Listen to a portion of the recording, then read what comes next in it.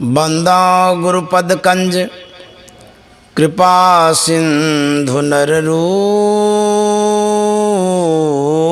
हरि महामोहतम पुंज जासु बचन रवि कर निकर। श्री सद्गुरु महाराज की जय। प्रातः स्मरणीय अनंत श्री विभूषित परमाराध्य सद्गुरु महाराज गुरुदेव महर्षि संत सेवी परमहंस जी महाराज रायपुर के प्रबुद्ध श्रोतागण, सत्संग प्रेमी महान भावों, माता एवं बहनों, तुलसी या संसार में भांति भांति के लोग, सबसे हिल मिल के रहो नदिया नाव संजोग। तुलसीदास जी महाराज कहते हैं कि यह जो संजोग है मिलने और बिछुड़ने का, यह कभी कभी होता है और सब दिन एक जैसा नहीं होता है। नदी से कोई पार करता हो नाव से, तो उस नाव पर जितने यात्री उस समय होते हैं, पार होने के बाद सब अपने अपने गंतव्य की ओर जाते हैं। पुनः उस नाव पर उस नदी में पार करने के लिए उतने ही व्यक्ति, वही सब एक साथ एकत्रित हों, यह असंभव है। क्यों? कि वह लोग जो एक साथ बैठे हुए थे एक बार, वह अपने अपने घर की ओर गए, काम की ओर गए। कोई आदमी कहाँ गए नहीं गए कोई ठिकाना नहीं है, कोई आदमी तो मर भी जाते हैं। तो यह संजोग एक बार मिलता है नदी पार करने का, एक समूह में, साथ में। तो तुलसीदास जी महाराज कहते हैं संसार में जो हम लोगों का मिलना और बिछुड़ना होता है, यह एक संजोग है। बाबा साहब ने गुरु महाराज से कहा था कि लाला, तुम्हारा और हमारा जो मिलन हुआ है, यह जो संजोग हुआ है, यह पिछले जन्म में भी हुआ था। तुम कहाँ बिहार के रहने वाले, पूर्णिया जिला के, मैं यहाँ मुरादाबाद यूपी में रहता हूँ। तुम कहाँ और मैं कहाँ। यह जो संजोग मिला है, यह आज का नहीं, पिछले जन्म से है। तो हम लोगों का जो मिलन होता है, किसी न किसी जन्म से मिलन हुआ है, किसी न किसी जन्म से मिलते हुए आए हैं। तो गुरु महाराज ने यह एक सत्संग का माध्यम बना दिया है मिलने का। तो कौन कब कहाँ रहेंगे इसका कोई ठिकाना नहीं है। संसार क्षणभंगुर है, मिलन और बिछुड़न यहाँ होते ही रहता है। सब दिन एक जैसा समय नहीं रहता है, सब दिन होत न एक समाना। एक समान जीवन में कुछ भी नहीं रहता है। इसीलिए संत महात्मा कहते हैं यह जो अवसर मिला है, जो समय मिला है, इस समय का सदुपयोग कर लेना चाहिए। क्योंकि यह समय और शरीर नहीं रहेगा, समय भी समाप्त हो जाएगा और शरीर भी समाप्त हो जाएगा। तो ये नदिया नाव संजोग है, इसी संजोग में अपना काम कर लें। बहुत आदमी ट्रेन में मिलते हैं यात्रा के दौरान, उसी दौरान वो लोग बातचीत भी करते हैं, घर की बात, कारोबार की बात, रोजगार की बात, मन की बात, सब बात कर लेते हैं। कुछ काम का भी कर लेते हैं, कुछ यूँ ही टाइम पास वाला बात करते हैं। तो संत महात्मा कहते हैं हम लोग भी यात्रा में ही हैं, हम लोग चल रहे हैं। ये जीवन की यात्रा है, शरीर की यात्रा है। इन यात्रा के दौरान बहुतों से भेंट होगी, मुलाकात होगी, बात होगी। तो जो बात होगी उसमें जो समय लगाएंगे, अपना काम कर लीजिए, नहीं तो यह समय बीत जाएगा। फिर मिलने वाला नहीं है। एक लघु कथा है। एक राज्य था, जिस राज्य के अधिपति शासक राजा बड़ा विचित्र स्वभाव का था। उनका विधान कानून नियम भी कुछ अलग ढंग का था। राज्य शासन जो चलाता था वो मंत्री के माध्यम से चलाता था। अपने वो राजा तो होते थे, लेकिन सारा कारभार सारा काम मंत्री के ऊपर सौंप देता था। और उनके राज्य का जो मंत्री होता था 5 वर्ष के लिए होता था। उसका जो कार्यकाल होता था, काम करने का जो समय होता था 5 वर्षों के लिए होता था। और 5 वर्ष के बाद जो मंत्री होता था वह मंत्री अपने काम को करता तो था, लेकिन 5 वर्ष होने के बाद उस मंत्री को जंगल में दे दिया जाता था, जहाँ हिंसक प्राणी उसको खा जाता था।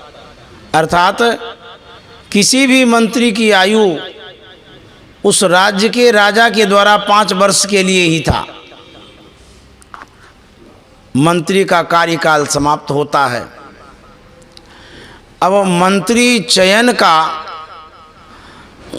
क्या प्रावधान था, क्या नियम था, क्या प्रक्रिया थी, सो राजा के माध्यम से हम लोग जान सकते हैं। वहाँ का नियम था कि प्रातःकाल मंत्री चयन के लिए राजा निकलते थे, अपने से ढूंढते थे। जो प्रातःकाल सबसे प्रथम मिल जाता था, जिन पर नज़र पड़ जाती थी, उसे मंत्री बना दिया जाता था। तो उस वर्ष मंत्री का काम समाप्त हुआ, कार्यकाल पूरा हुआ। उस मंत्री को जंगल भेज दिया गया। मंत्री चयन के लिए राजा निकलता है, वह भोर में निकलता है खोजने के लिए, और उनका नियम भी यही था। जाते जाते जाते जाते एक महात्मा पर नज़र पड़ी। भोर में तो सब सोए रहते हैं और महात्मा लोग चलते रहते हैं, प्रस्थान करते हैं। जहाँ भी उनको जाना होता है तो भोर में ही निकलते हैं, ठंडा ठंडा। तो महात्मा को कोई कार्य हो गया, इसीलिए वो निकला हुआ था। तो जैसे ही राजा की नज़रें पड़ती हैं, महात्मा को देख करके बड़ा खुश होता है कि अब की बार इस राज्य का उद्धार होगा, क्योंकि एक सज्जन मंत्री बनने जा रहा है, महात्मा मंत्री बनने जा रहा है, इसको ही हम मंत्री बना देंगे। तो महात्मा से राजा ने कहा कि महात्मन, आप मेरे राज्य का मंत्री बन जाइए, मंत्री पद को सुशोभित करिए, और हम लोगों का सौभाग्य होगा जो आप मंत्री बनेंगे। महात्मा ने कहा कि हम मंत्री संतरी नहीं बनेंगे, ये सब सांसारिक लोगों का काम है, शासन करने का काम है। हमारा तो काम है साधन भजन करने का। हम भजन सत्संग करते हैं, ध्यान करते हैं, इसीलिए हम मंत्री नहीं बनेंगे। जिसको और को बनाना होगा बना लीजिए। राजा ने कहा कि महात्मन, मैं आपको इसलिए मंत्री बनाना चाहता हूँ कि मेरे राज्य का कुछ उसूल है, नियम है, कानून है, विधान है। मैं राजा हूँ, मेरी जो आज्ञा होती है प्रजा को पालन करना पड़ता है, मानना पड़ता है। इसलिए आप मेरे राज्य में हैं, आप प्रजा हैं, मेरी जो आज्ञा है उसको मानना पड़ेगा। मेरा ये नियम है कि मंत्री पद का मैं चयन जो करता हूँ, प्रातःकाल आता हूँ, उसके बाद जिस पर पहली नज़र पड़ती है उसको मैं मंत्री बनाता हूँ। उसको 5 साल के लिए रहना पड़ता है और निरंकुश स्वच्छंद रूप से वो शासन करता है। तो महात्मा ने कहा कि मैं बनना नहीं चाहता हूँ, ये सब झमेला है, इस संसार का शासन करना गृहस्थी का काम है। हम तो साधु महात्मा हैं, भजन ध्यान करना चाहते हैं, आप क्यों इस ओल झोल में हमको डालते हैं। राजा ने कहा कि मैं क्या करूं, मेरा नियम ही है कि जिस पर पहली नज़र पड़ती है उसी को 5 साल के लिए मंत्री बनाता हूं। आप पर नज़र पड़ी है, आपको तो मंत्री बनना ही पड़ेगा। यदि आप मेरी बात को नहीं रखेंगे, मेरी आज्ञा का पालन नहीं करेंगे, तो आपको मैं हुक्म आदेश करूंगा, जल्लाद को आपके लिए आपको फांसी की सज़ा दी जाएगी, आपकी मृत्यु हो जाएगी। आप बतलाइए, मरना स्वीकार करते हैं या मंत्री बनना स्वीकार करते हैं। महात्मा बड़ा पेशो पेश में पड़ गया, असमंजस में पड़ गया, बड़ी विकट परिस्थिति आ गई कि क्या निर्णय दूं, क्या करूं।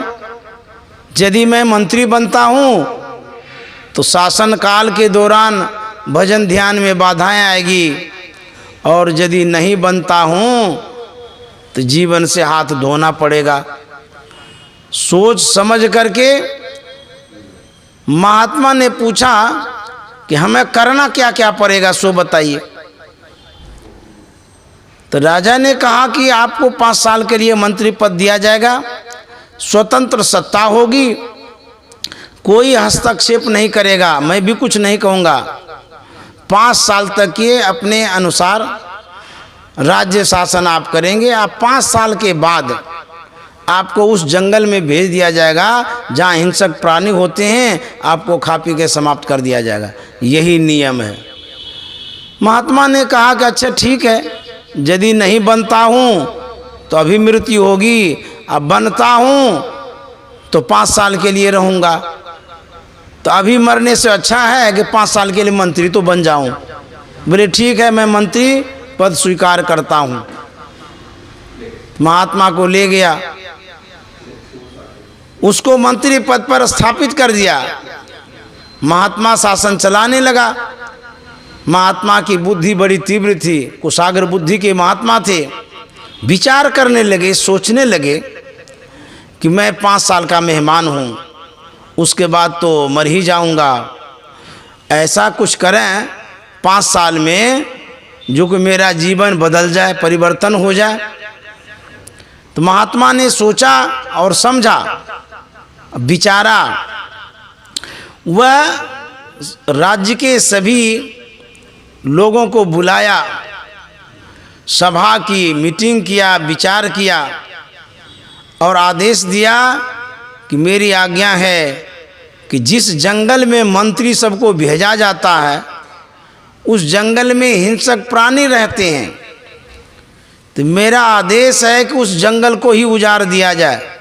जितने लेबर मजदूर हैं सब कोई मेरी आज्ञा के अनुरूप उस जंगल को उजाड़ने में लग जाए। अब ये 5 साल के लिए स्वतंत्र सत्ता लिए हैं तो कोई हस्तक्षेप करेंगे नहीं, इनकी आज्ञाओं का पालन तो करना ही पड़ेगा प्रजा को।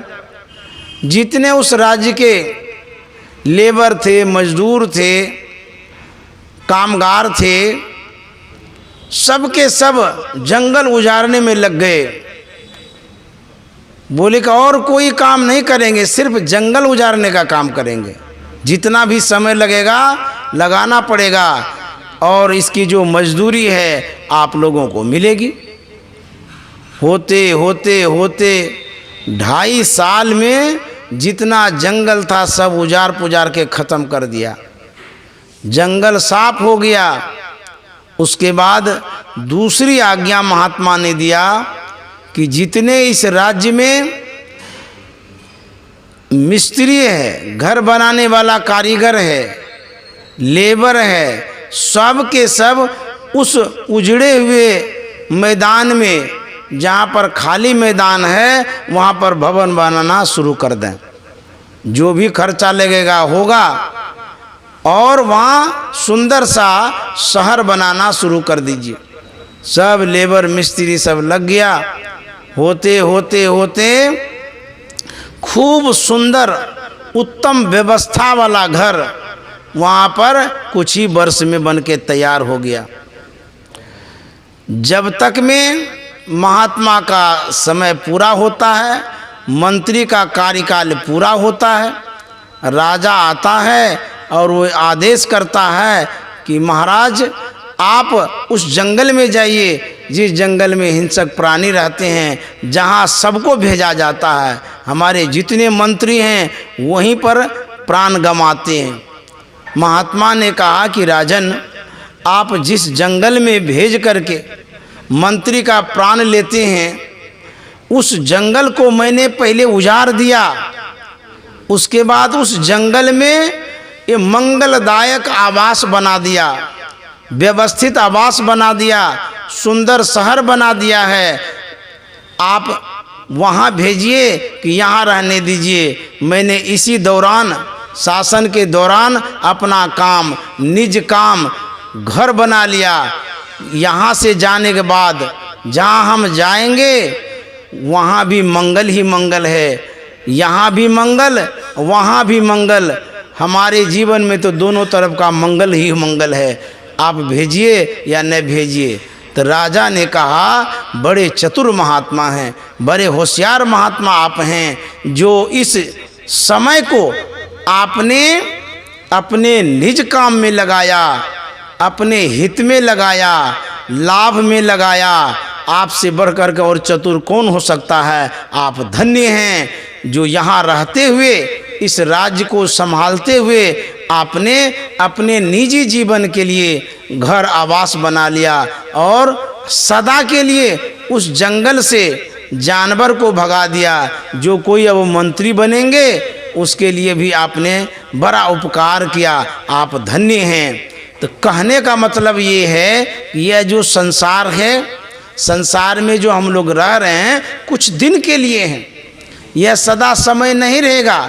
तो संत महात्मा कहते हैं आपकी जितनी सांस है, जितने दिनों तक आप जीवित हैं, उतने दिनों में लोक भी बनाइए और परलोक के लिए भी व्यवस्था कर लीजिए। जब तक हम यहाँ रहते हैं संसार का भी काम करेंगे, घर बार परिवार रोजगार का भी काम करेंगे और अपने निजी जीवन के लिए, आत्म कल्याण के लिए, परलोक के लिए सोच के समझ के साधन भी करेंगे, सत्संग भी करेंगे। तब क्या होगा, लोक तो बनेगा ही बनेगा। साधन भजन सत्संग करके इतने ही समय में आप परलोक भी बना लेंगे। तब आपका इस संसार में भी मंगल है और उसके बाद मरने के बाद भी मंगल ही मंगल है। यही संत महात्मा कहते हैं कि आप अपने जीवन को भजन में लगाइए, सत्संग में लगाइए, इससे यहाँ भी बनेगा और मरने के बाद जहाँ जाएंगे वहाँ के लिए भी व्यवस्था हो जाएगी। इसलिए साधु महात्मा कहते हैं कि यह जो जीवन है बहुत अल्पकालिक है, कम समय के लिए है। इसी कम समय में जितने दिन तक हम हैं, समय बाँट बाँट करके संसार का भी काम करेंगे, परमार्थ का भी काम करेंगे।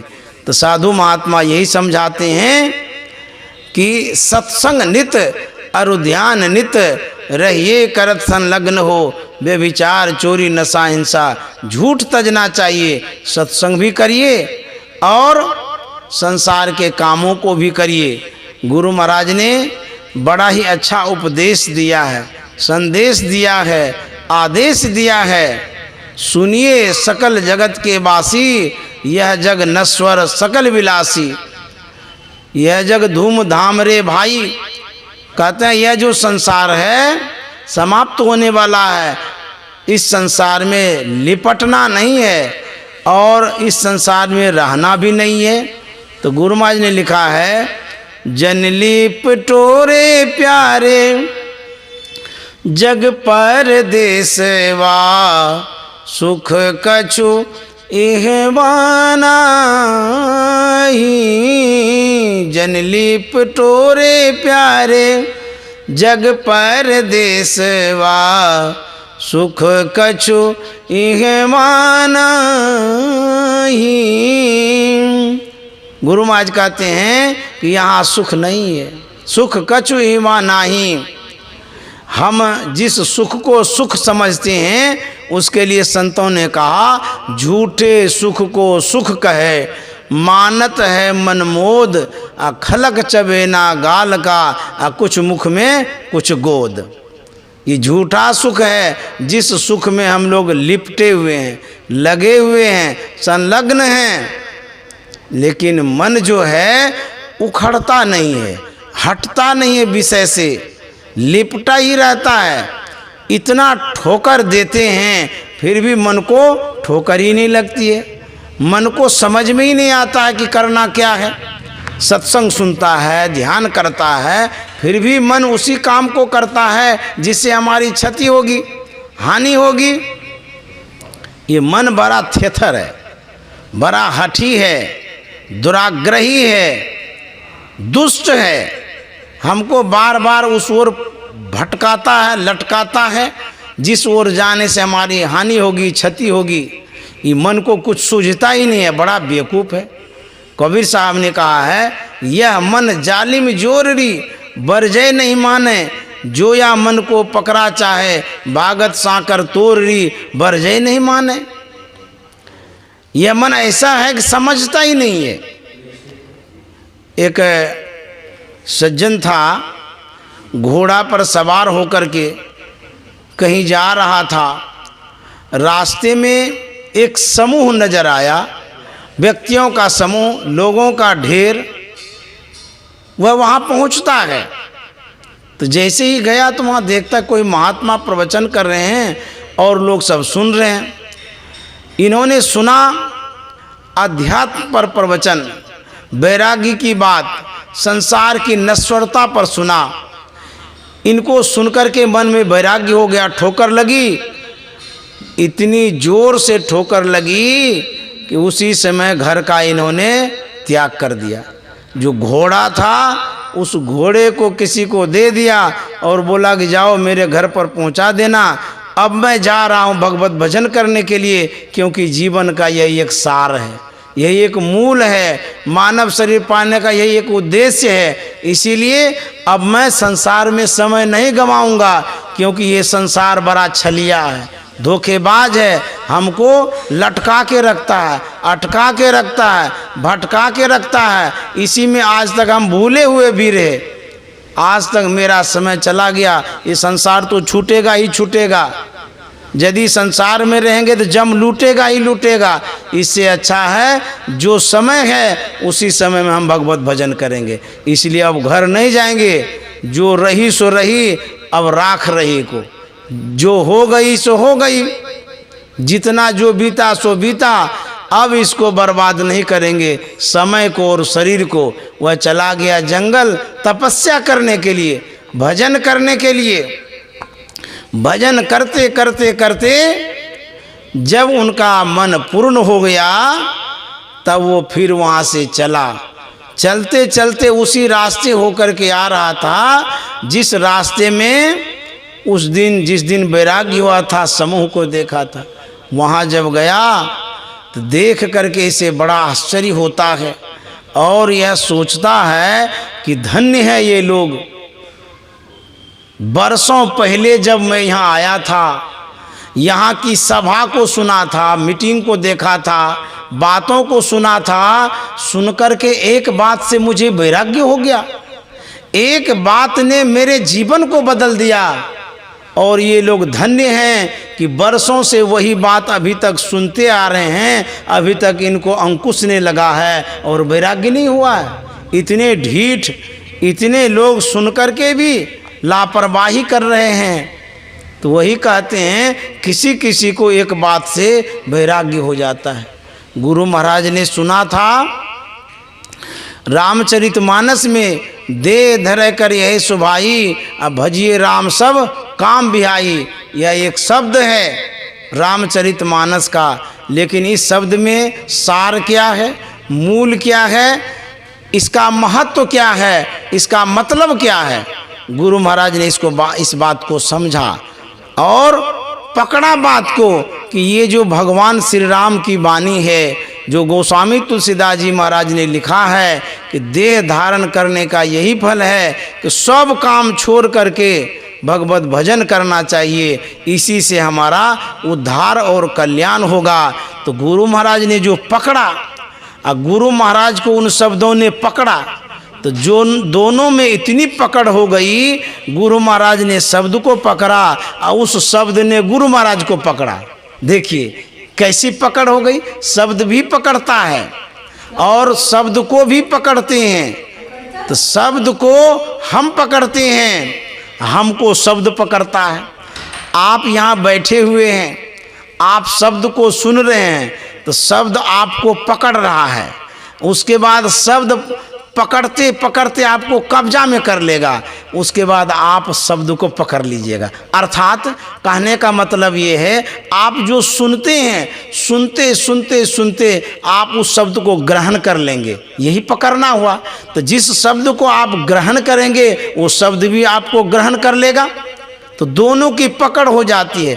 जैसे जब विवाह का कार्यक्रम होता है, लड़का और लड़की का वरण होता है, लड़का लड़की को स्वीकार करता है, लड़की लड़का को स्वीकार करता है, तो दोनों को दोनों स्वीकार करता है। तो दोनों का जो ये ग्रहण है, गहन है, पकड़ना जो होता है, जो ग्रहण करते हैं, पकड़ते हैं, यह एक दूसरे का पूरक होता है, यह एक दूसरे का सहयोगी होता है, मददगार होता है। जब विवाह हो जाता है, विवाह होने के बाद लड़का और लड़की एक दूसरे का मदद करते हैं, दोनों दंपति दूसरे का सहयोग करते हैं, हेल्प करते हैं, जीवन में सदा के लिए वो गठबंधन हो जाता है। ठीक उसी तरह से संतों का जो शब्द है, उन शब्दों को जब आप स्वीकार करते हैं, समझते हैं, मानते हैं, वो शब्द आपको भी मानने लग जाता है।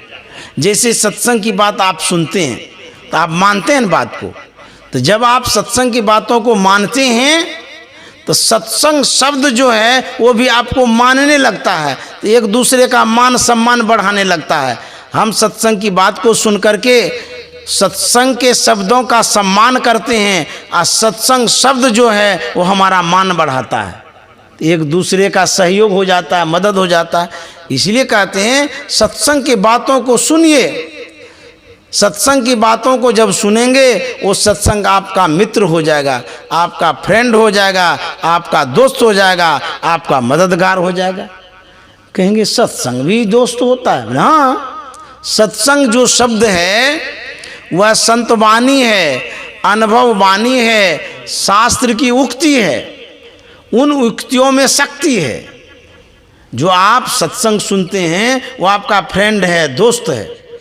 भगवान महावीर तपस्या में लीन थे, इतनी कठिन तपस्या में लगे हुए थे, उनका जो शरीर था मिट्टी में लिपट गया था, उठते ही नहीं थे, इतना वो तपस्या कर रहे थे, बैठे ही रहे। एक ज्योतिष उसी होकर के गुजर रहा था। ज्योतिष की जब नज़र पड़ी तो वो थम सा गया, ठहर सा गया, रुक सा गया देख करके। ज्योतिष तो हस्त रेखा देखते हैं, भाग्य रेखा देखते हैं, हमारे लीलार को पढ़ते हैं। जैसे ही ज्योतिष की नज़र पड़ी वो थोड़ी देर के लिए सोचने लगा, सोच में पड़ गया कि यह जो शख्स है, यह जो व्यक्ति है जो बैठा हुआ है, योगी के रूप में तो बैठा है, लेकिन उसकी भाग्य रेखा को जब मैं पढ़ता हूँ, उसकी भाग्य रेखा बता रही है कि ये कोई न कोई सम्राट है। व्यक्ति तो कुछ एक ही हो सकता है, या तो योगी होगा या सम्राट होगा।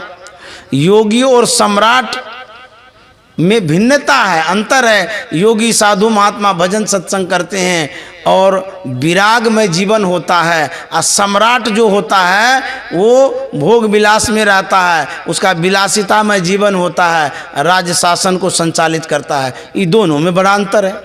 आखिर ये योगी है कि सम्राट है? भाग्य रेखा कहता है ये सम्राट है, लेकिन जिस स्थिति में यह है, जिस परिस्थिति में है, ये तो योगी है। रहा नहीं गया, करीब में गया। जब नज़दीक गया तो ज्योतिष ने कहा कि महाराज मैं कुछ जानना चाहता हूँ, कुछ पूछना चाहता हूँ, मेरी कुछ जिज्ञासा है। भगवान महावीर ने कहा क्या है बताओ। ज्योतिषाचार्य कहता है कि आप योगी हैं कि सम्राट हैं। बोले ये क्या बोल रहे हो तुम? ज्योतिषाचार्य कहता है कि मेरी जो भाग्य रेखा है, हस्त रेखा जो मैं जानता हूँ, मेरी जो भाग्य रेखा की विद्या है, वो विद्या कह रही है कि आप सम्राट हैं, लेकिन जिस स्थिति में आप हैं मेरी नज़र कह रही है कि आप जो है ना योगी हैं। आप योगी हैं कि सम्राट हैं? तो भगवान महावीर ने कहा था कि आपने जो हस्त रेखा की विद्या पढ़ी है, जानकारी प्राप्त किया है, वह आपकी हस्त रेखा सही है। भाग्य रेखा जो बतलाते हैं वो बात आपकी सही है। बोले कि यदि ये विद्या सही है तो फिर आप सम्राट तो हैं नहीं। बोले कि नहीं, मैं सम्राट हूँ। तो ज्योतिषाचार्य ने कहा मैं कैसे मान सकता हूँ आप सम्राट हैं? आपके पास न सिपाही है, न मंत्री है, न प्रजा है, कोई तो है नहीं, सम्राट कैसे मान सकते हैं?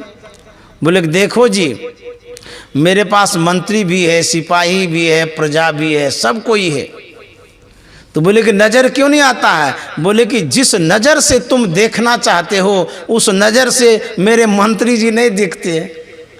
मेरा जो मंत्री है वो विद्या है, विवेक है, वैराग्य है, त्याग है, भक्ति है, साधना है। यही मेरे मंत्री सिपाही हैं और यही हमारे सहयोगी और साथी हैं। ज्योतिषाचार्य चरणों में गिर गए, बोले धन्य है प्रभु, सही में आप सम्राट हैं। वही कहते हैं कि मेरे पास विद्या है, विवेक है, वैराग्य है, मैं सत्संग करता हूँ, ध्यान करता हूँ, तो मेरा ये फ्रेंड है, मेरा ये दोस्त है, मेरा ये भाई है, उसी के साथ मैं चलता रहता हूँ। उसी तरह से सत्संग जब सुनते हैं तो सत्संग आपको सहयोग करता है, मदद करता है, हेल्प करता है, बिना आदमी का हेल्प करता है। क्यों? आपके पास यदि बुद्धि है, यदि शिष्टता है, यदि भक्ति है, जानते हैं आप सड़क पर चले जाइए, आपको प्रणाम करेगा, सलाम करेगा, कहेगा ये बड़े अच्छे आदमी हैं, सज्जन हैं, ये सत्संगी हैं। तो इस तरह से ये जो ज्ञान है जो सत्संग के माध्यम से प्राप्त होता है, ये सुनना चाहिए और अपनाना भी चाहिए। यह ज्ञान जो सत्संग के माध्यम से प्राप्त होता है, बिनु सत्संग विवेक न होई, राम कृपा बिनु सुलभ न सोई। यह जो सत्संग का कार्यक्रम रखा जाता है बड़ा अच्छा करता है, उत्तम काम है, सदुपयोग करते हैं समय का भी, संपत्ति का भी। क्योंकि यह जो ज्ञान है, यह ज्ञान जल्दी मिलेगा नहीं। आप किसी साधु महात्मा को घर पर बुलाते हैं, इसका एक अलग प्रभाव होता है। अपने से आप सत्संग करते हैं, उसका अलग प्रभाव होता है। तो साधु महात्मा घर पर आते हैं, सेवा करने का मौका भी मिलता है, खिलाते हैं, पिलाते हैं, दान दक्षिणा भी करते हैं। यह भी एक भक्ति है, यह एक सेवा है। इससे आप अलग ढंग से संस्कारित होते हैं। तो मैं माता जी को, सुमित्रा माता को धन्यवाद देना चाहूँगा और उनके लिए शुभकामना भी करना चाहूँगा, उनके जीवन के लिए। आज से नहीं, बरसों से इन्होंने सत्संग किया, गुरु महाराज के ज्ञान को स्वीकारा, अपनाया और आज भी ये सत्संग कर रही हैं। जबकि उम्र बहुत हो गया है, बुढ़ापा है, बीमारी भी है, लेकिन इनके अंदर में एक ताजगी है, एक उमंग है, एक उत्साह है सत्संग करने का, सत्संग कराने का भी।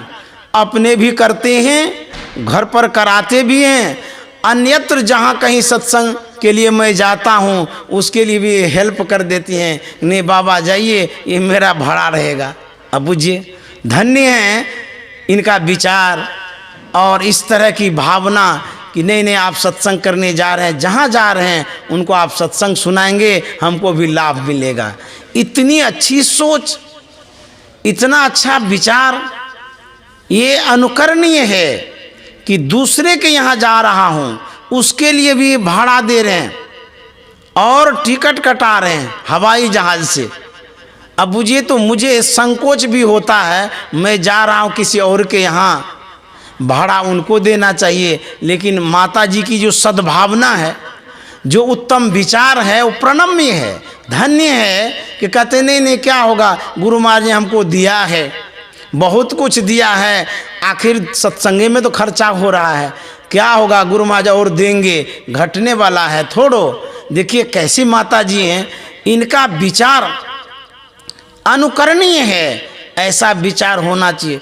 अपने तो सुनते ही हैं, परिजन को भी सुनवाते हैं, अपने बैठ कर के सत्संग सुनती है। वर्षों से हम लोग युवावस्था में हैं, थोड़ी सी तकलीफ होती है तो खाट पकड़ लेते हैं, उठना नहीं चाहते हैं, मन अलसा जाता है, सत्संग में बैठने का मन नहीं करता है, कहते हैं हमको देह हाथ दर्द करता है। लेकिन ये जो माता जी हैं, सुमित्रा माता जी, इनका स्वास्थ्य प्रतिकूल है, लेकिन सत्संग के प्रति कितनी प्रसन्नता है कि चाहे जो कुछ भी हो जाए, मर के खप के बैठ करके सत्संग सुनती रहती है। मुझे देख देख करके प्रेरणा भी होती है कि सत्संग में इतनी गड़ी रहती है, पड़ी रहती है, मन को गड़ा के रखती है और सुनती रहती है, तकलीफ झेल रही है लेकिन नज़रअंदाज करके सुन रही है। इनका तो जीवन धन्य ही है।